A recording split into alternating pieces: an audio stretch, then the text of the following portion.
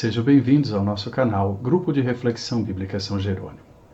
Hoje vamos meditar o texto que a liturgia nos propõe como salmo responsorial. Trata-se de um hino de louvor, muito importante, muito denso, muito significativo também. Um hino que vem lá do Antigo Testamento, mas que, quando nós o lemos, quando nós o rezamos, nos lembra também um outro hino do Novo Testamento, o Magnificat, o hino pronunciado por Maria na sua visita a Isabel. Mas concentremo-nos no texto do Antigo Testamento. No Antigo Testamento, este hino que exulta cantando a glória e o poder de Deus, é o hino que também foi cantado por uma mulher. Essa mulher chama-se Ana, casada com um homem que tem uma outra esposa. Essa outra esposa tem filhos e ela é estéril. Por ser estéril, ela se torna objeto de piadas, de menosprezo da outra esposa do seu marido. Ana então recorre a Deus, pedindo que Ele, na sua graça, na sua força, a ajude a superar essa situação de humilhação. Quando Deus responde ao seu chamado, ela então canta esse hino, agradecendo a Deus por aquilo que Ele fez na sua vida. Mas como se trata do texto bíblico, temos que prestar atenção para entrarmos mais a fundo no seu significado. A narrativa, a história que o primeiro livro de Samuel nos conta, nos fala de Ana, a mãe de Samuel. Mas, como todo texto bíblico, o primeiro livro de Samuel, ao contar a história de Ana, não quer somente falar de uma mulher do passado. O livro faz dessa mulher a representação do inteiro povo. O povo de Deus, por inúmeras vezes na sua história, passou por situações de desprezo, de humilhação, de desmerecimento. Situações que, com a sua própria força, o povo de Deus não era capaz de superar. Por isso, recorreu a Deus, pedindo a sua força, pedindo que Deus agisse na sua história. Nesse sentido, Ana, no Antigo Testamento, como também Maria, no Evangelho de Lucas, com o canto do Magnificat, representam sim duas mulheres em situações muito particulares, tocadas pela graça de Deus, mas representam muito mais do que duas mulheres. Representam a fé da inteira comunidade que nós chamamos povo de Deus no Antigo Testamento e chamamos de a Igreja no Novo Testamento. Nesse sentido, esse texto bíblico nos convida a traduzir com as nossas palavras, reconhecendo na nossa vida o agir de Deus. A primeira coisa, portanto, que temos que ter em mente é que este hino, proclamado por uma mulher, é símbolo da fé que sustenta a vida da comunidade dos homens e mulheres crentes que acreditam em Deus. Nos versículos que o Salmo, ou melhor, a liturgia, hoje nos propõe, vemos ali alguns pontos muito importantes. Dos versículos 4 e 5, o texto quer enfatizar uma coisa muito importante que atravessa a inteira Bíblia. Deus age na história a favor do fraco e do pobre. Do homem, da mulher, de grupos de pessoas que se encontram em situações de humilhação, de menosprezo, de abandono, marginalizados. É para eles que Deus dirige em primeiro lugar o seu olhar, mas não só um olhar de quem enxerga uma situação, mas um olhar de quem se compromete com quem está nesta situação de humilhação. O texto enfatiza aqui no versículo 5, entre esses que se encontram numa situação de desprezo e humilhação, a figura da estéril, correspondente a Ana, que não podia ter filhos. Mas a esterilidade aqui, como a própria mulher, tem um valor simbólico maior do que aquela compreensão simples, um útero que não é capaz de gerar filho. Há uma situação biológica que precisa da intervenção de Deus, mas há, sobretudo, uma situação social.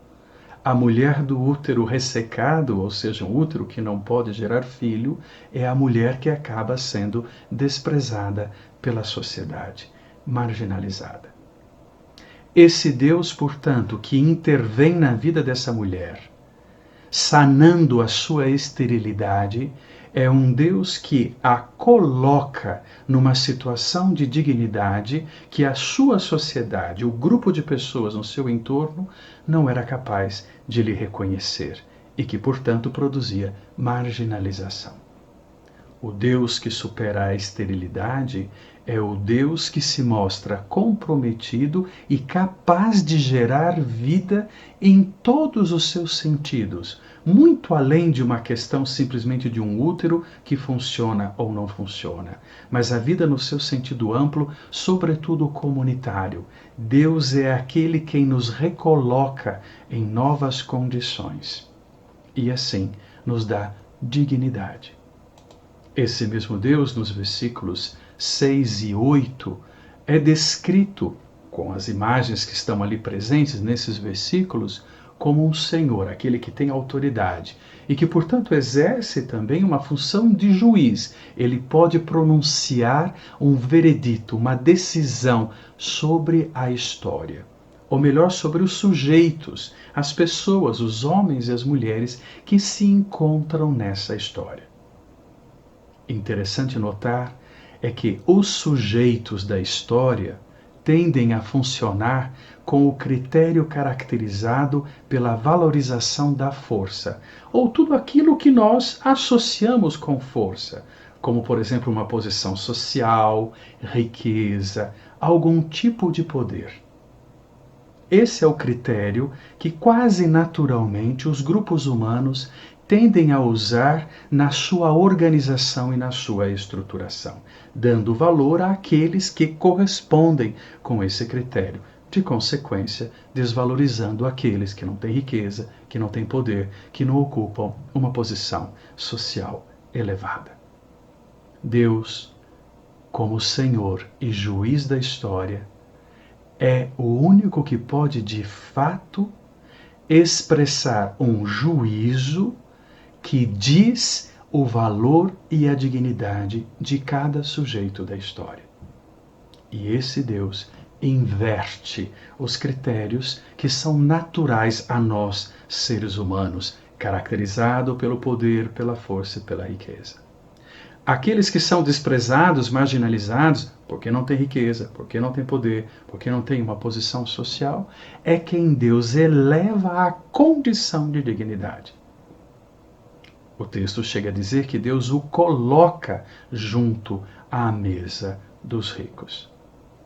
Isso quer dizer que Deus olha para a história com critérios diferentes daquele critério que nós costumamos utilizar, que de certa forma nos vem mais natural, que é o critério da força, do poder e da riqueza, como sinal de valorização, que gera uma consequente marginalização de tantos outros, em geral da maioria.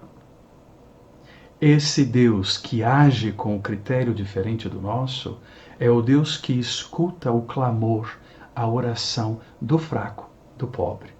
No texto, o fraco e pobre é Ana, que num valor simbólico muito profundo representa a inteira comunidade do povo de Deus e pode representar também nós, qualquer grupo humano na nossa sociedade que precisa do apoio de Deus para ter a sua dignidade restituída e respeitada.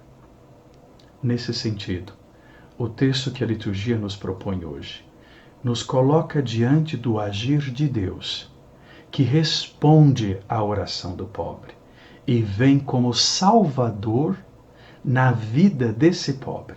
Intervém na história, promovendo uma salvação que resgata o pobre da sua situação de marginalização, dando-lhe vida, dando-lhe dignidade. O sentido geral do texto, ele é duplo.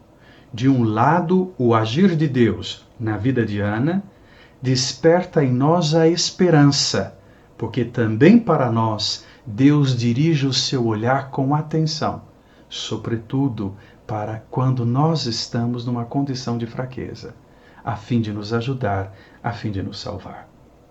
Mas quando o texto bíblico nos fala do agir de Deus, que se coloca do lado do pobre e, portanto, gera uma esperança em nós, o texto também quer produzir outra coisa além da esperança: um compromisso.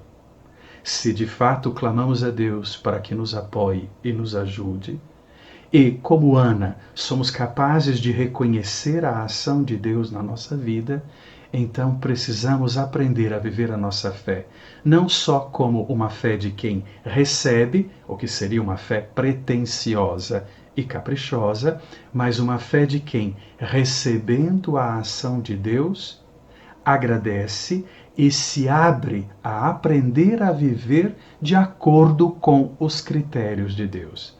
Logo, se como fraco clamo a Deus para que me ajude, ao receber a sua graça, eu também me comprometo a olhar para o fraco, estendendo-lhe a mão, sendo assim a mão de Deus que alcança o fraco, que alcança o pobre.